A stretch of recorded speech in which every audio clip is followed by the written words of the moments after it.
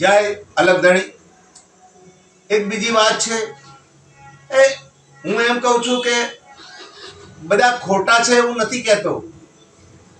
ખોટું કર્મ કરે ખોટું, અને જો ઘણા લોકો આગેવાનો હોય છે, ઘણા લોકો ભૂવા હોય છે, અને ભૂવા ભોપાળા કરતા હોય, દાણા જોતા હોય, કોકના ભલામાં આંગળી કરતા હોય, સારું કરતા હોય, એમને આપણે વંદન કરીએ છીએ।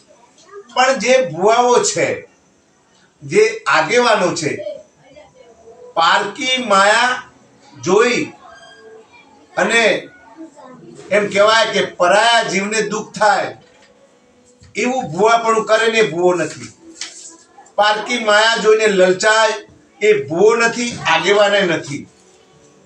કારણ કે પરાઈ મિલકત અને પરાઈ માયા આપણે ધ્યાન રાખી અને કોઈ પણ કાર્ય કરવા જતા હોય ત્યારે આગેવાન હોય ને એને તો કેવા ધર્મ રાજાની જેમ નીતિમાં રહી અને આગેવાની કરવી જોઈએ। બાકી જે ખોટી આગેવાની કરે છે ને, અને એમ કહેવાય કે ભૂવો હોય કે ગમે તે હોય, અરે હું જ કેમ નથી, પણ ખોટી માયા અને મિલકત જોઈ અને લલચાઈ અને એમ બથાઈ પડવા જાય અને ધર્મની મોટી મોટી વાતો કરે, અને ભૂવો હોય કે ગમે તે હોય, કોઈ પણ જીવને હાનિ થાય એવી કદાચ હું કર્મ કરીશ ને તો હું ભૂવો નથી કે આગેવાને નથી। હું એક નંબરનો એક કેવો છે ખબર છે? એક નંબરનો ગધેડો છે।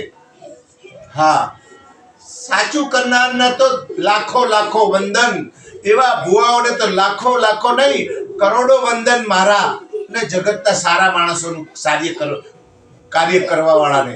તો આ જ રીતે કોઈના ઉપર નથી કહેતો હું, પણ જે ખોટું કર્મ કરી ખોટા બંધનમાં પડી અને ખોટું લાલચ આપે છે અને બધાને ભરમાવે છે અને ખોટી માયામાં ધ્યાન રાખે છે અને ખોટી મિલકતમાં ધ્યાન રાખે છે અને બધાને ભરમાવી અને બધાને સાથે જોડી અને બધાને જ ખાડામાં નાખે છે, એવા વ્યક્તિને હું કહું છું હું આવી ગયો એમાં એવું ન કરવું જોઈએ। સારા વર્તનમાં રહેશું, સારું કાર્ય કરશું તો આપણને પ્રભુ કૂદકે અને ઘુસકે આગળ વધારશે અને આપણે પુણ્ય કમાશું। જય અલગધણી।